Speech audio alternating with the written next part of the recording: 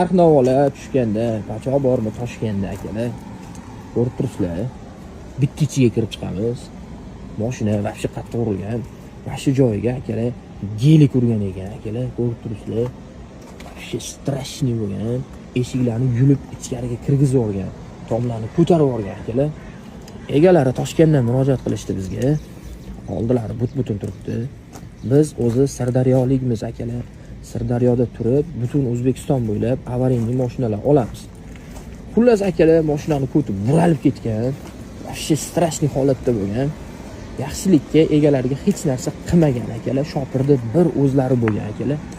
Bu mashinamizni to'g'risini aytsam, qimmat olib qo'yganmiz, narxlar vaqti tushib ketdi, bozorlarda mashinalarimiz sotilmayapti.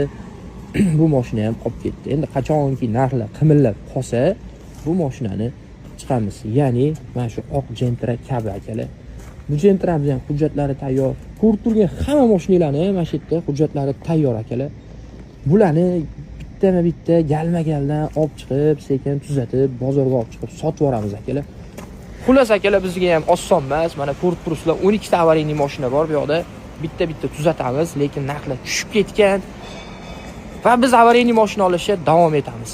Men bilan murojaat qilaveringlar, mashinasi bor ekan, hozir olmaydi demanglar akalar. Olaveramiz, kuniga 10 talab bo'lsa ham olaveramiz akalar. Qo'ldan kelgancha narxi bilan akalar. Prosta mashina sotayotganda sal o'ylanglar. Biz ham to'g'ri sizlarni norozi qilib olmaymiz, chiroyli narxda olamiz, lekin foydalanishga olamiz. Oilamizni shuni orqasidan boqamiz akalar. Halol qilib olishimiz kerak. Akalar, xullas butun O'zbekiston bo'ylab avariyli mashinalar olamiz. Bemalol murojaat qilinglar, pastdagi nomerlarga aloqaga chiqinglar.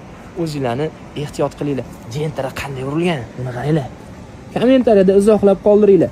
Gelik bilan urilgan Gentra akalar.